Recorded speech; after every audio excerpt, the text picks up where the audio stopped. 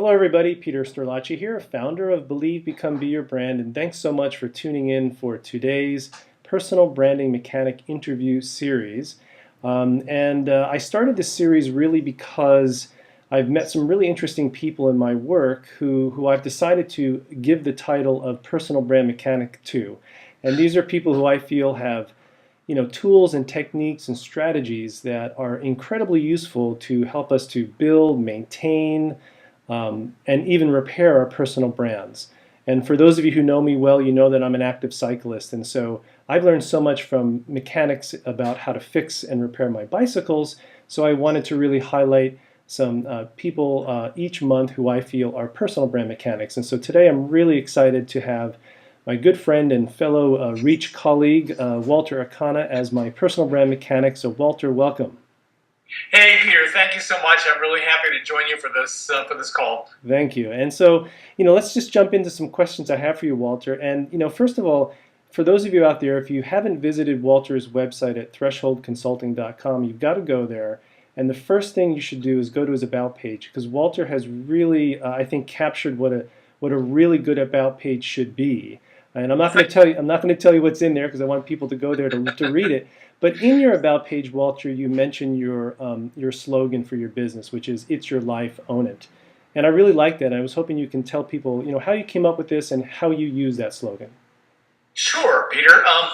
It's interesting. I really, for much of my life, have been the kind of person that's made his own game. I mean, literally, way back in high school, I pretty much did what I wanted to do in terms of studies and so on, and carried that out through college and so on and so forth. People can find that in my About page.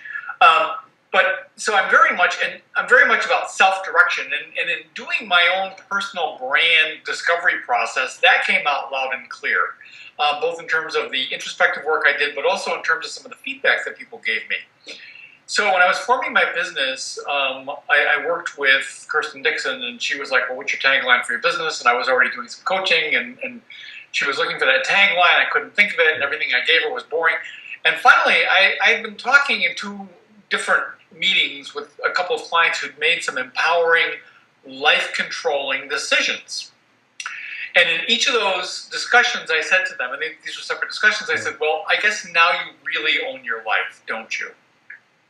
Okay. And then suddenly it hit me. I said, "Oh my God, that's really the slogan for my business, because I'm all about owning your life. I've always been that way, and I'm all about helping clients own their lives as well." So it became really kind of the catchphrase for my business and defines a lot of what I do. Very, very good. Excellent. And, I think, again, within your About page, you really weave in there what your story is all about. Who is Walter Akana?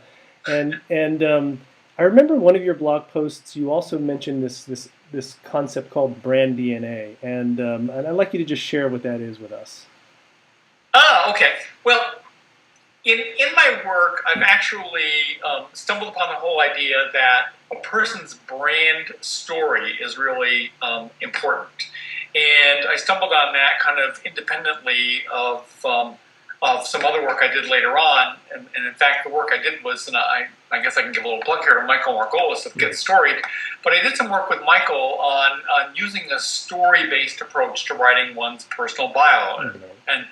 And this really dovetailed nicely with some of the brand story stuff I was doing. And the reason I worked on brand story was I felt that brands usually have some promise of value, but there's usually a backstory that's associated with that. So if we go back far enough in a person's career, we're usually going to find the turning points, the decision points, and so on and so forth that they've made throughout their lives that have actually shaped what their brand is all about. So they didn't arrive at a promise of value just out of the blue. It's probably something that's been going on for a long time. So in doing my brand story work, I realized, oh my God, story and the twists and turns that make up a person's life really do form like the DNA of somebody's brand. So that's how I came up with the concept. And, coincidentally, I Googled that thinking I had come up with a wonderful, original concept, only to find out that Seth Godin, in a short blog post, had written about brand DNA. And it was very, very interesting to see that, because Seth made the point, he says, some things just have brand DNA. He says when you're in a Starbucks, you know you're in a Starbucks because it has a certain DNA.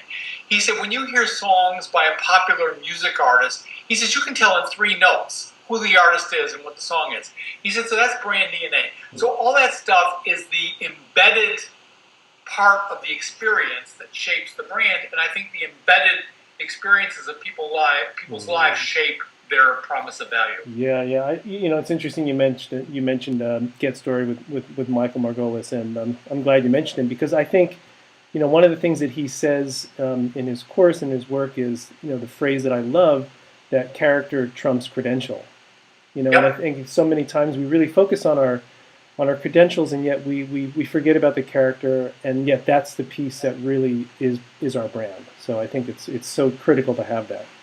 Well, personal branding is much more well known in the United States where you're based than it is here in Japan where I'm based. It's still a relatively new concept, and I was curious, how would you convince somebody who is new to personal branding that they should do it?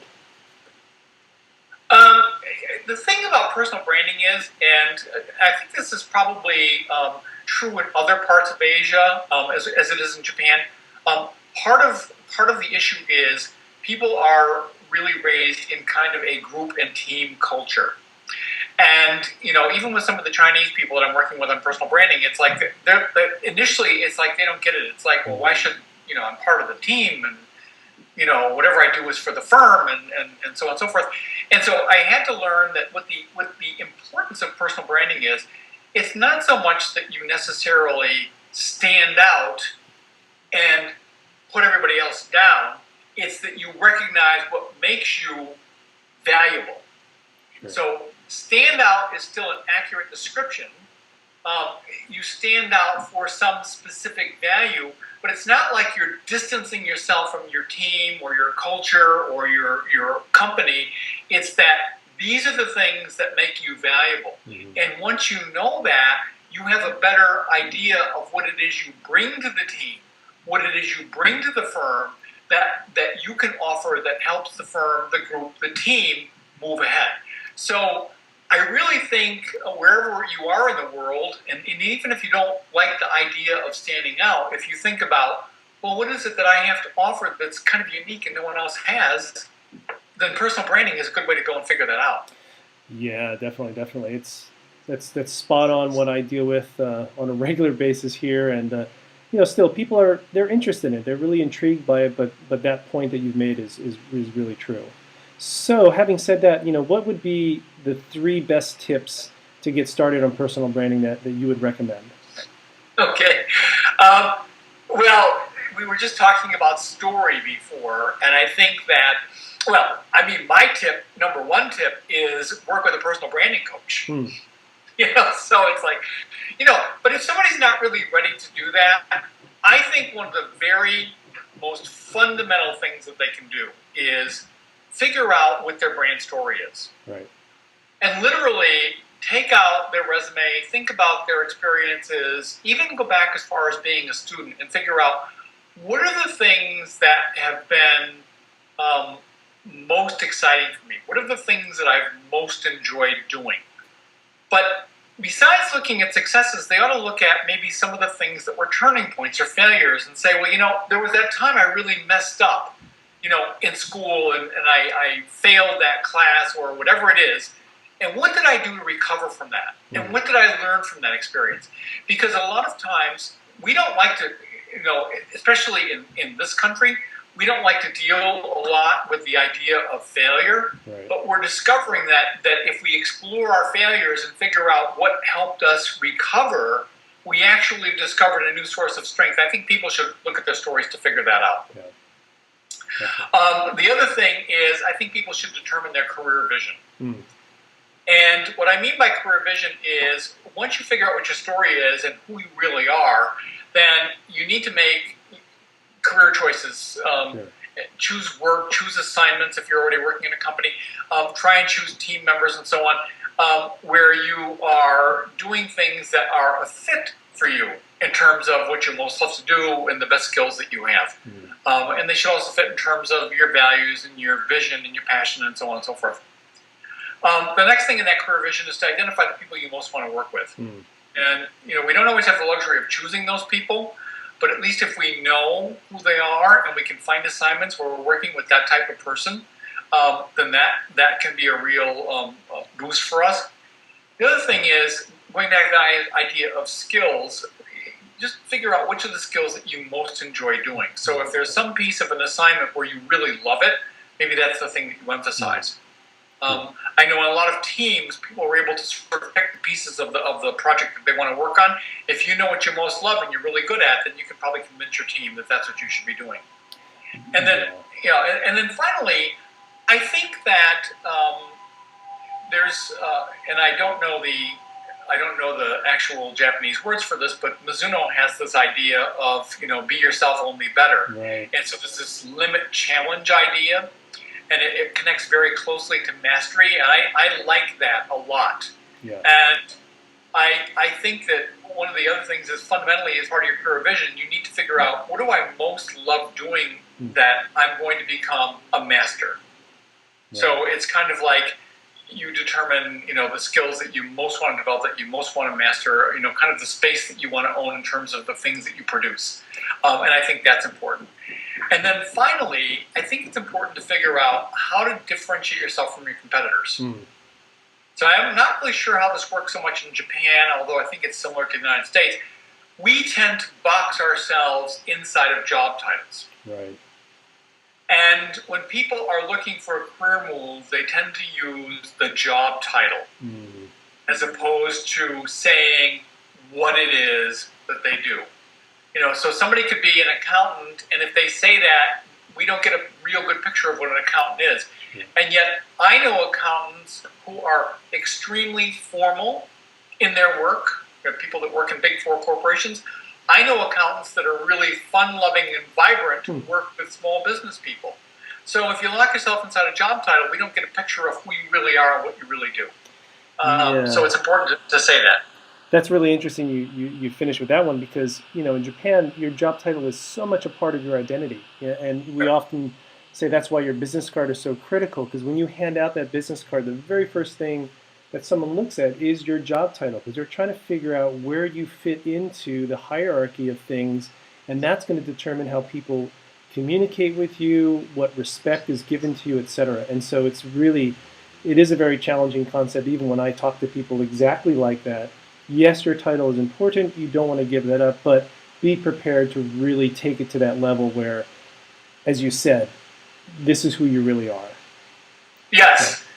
I mean, frankly, one of the things, I do a lot of work advising people on social media and LinkedIn, and one of the things that I will advise people on LinkedIn is to keep their header pretty standard. Right. Because people need to know right away where you fit. Sure. But then you can add to your header, and you can say who it is that you work with or the value that you produce. So you add an elaboration of the title. So the title is still important, don't get me wrong. Right. But you really need to be able to add that next level of where's the value and who's the client. Yeah, very good, very good. So my last question for you is, as I said, I see you as a personal brand mechanic. Again, someone with tools and techniques, and you've already shared a nice handful with us today on this call. But I want you to imagine that someone's brand has a flat tire, to use a cycling analogy here. How would you pump up their tire so that their brand is ready to ride? Oh, gee, I don't know. I don't know about pumping up their tire. I really kind of had thought about this in terms of making sure, first of all, that you've chosen the right bike to begin with. There you go. All right, so I've used a biking analogy because I know that you're such an avid cyclist. Thank you. So, so from the standpoint of being a brand mechanic, I think, you're going to actually get better performance out of your bicycle if you've picked the right one. Because if it's not right, you're probably going to be subject to all different kinds of breakdowns. So if it doesn't fit you, then you're going to have flat tires and broken gears and so on and so forth. So you need to actually start out in the very beginning with picking the right bike. And from a personal branding perspective, it's really being clear about what your brand is really about. Right. The other thing in the process is, and that's actually part of this process of picking a bike, and then it's actually figuring out what is the type of cycling that you want to do, what are the type of racing things that you want to do. Sure. Are you going to do mountain biking? Are you going to do road racing? So there's very different kinds of races that you can be in. So you need to be able to, now that you've figured out your brand, you need to go out and test it. And in fact, in my work with everybody, I'll produce a brand profile and say to them, okay, the brand profile seems to define who you really are, but we don't know that for sure yet. You need to actually go out and road test this. Right. So you need to ride that brand profile around. You need to talk about yourself. You need to introduce yourself. And as you say these things, certain things will resonate for you, and certain things will resonate with others. And once you see that, you'll know where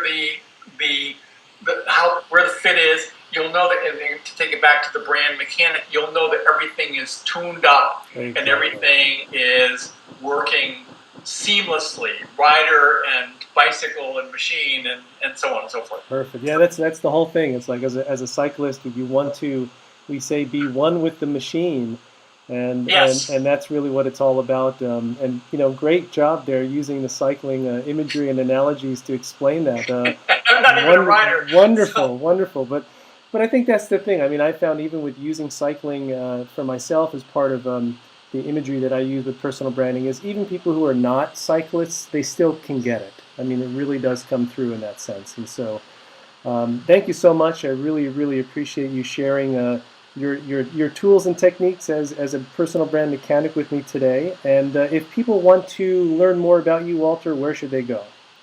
Well, they can Google me. Mm-hmm. I love being able to say that because once upon a time I had no Google results. Now I've got tons. So they can Google Walter Akana and they can find me. They can go to threshold-consulting.com, right. Or they can actually use my portal, which is about.me /Walter Akana, right. all one word. And that actually is a portal to my LinkedIn, to my Facebook, to my Instagram, and so on and so forth. So those are a couple places they can go to find out more about me. And they can always contact you. That's right. That's right. Well, thank you so much, and I really hope that for those of you who are watching this video, you get a chance to go check out what Walter is doing, and definitely go look at his site and visit. Walter's really become a very big Instagram guy. So if you're on Instagram, check out what he's posting there. He's really put some amazing photos and some stuff there as well. So again, thanks, Walter, for joining us today. And again, this is Peter Sterlacci with Believe, Become, Be Your Brand. Please visit my site as well at petersterlacci.com. And I wish you all success as you continue on your journey, on your personal branding bicycle, as you uncover your brand and believe and become your brand as well. So thanks, Walter. Take care, and we'll talk soon. Thanks, Peter. Bye-bye. Bye-bye.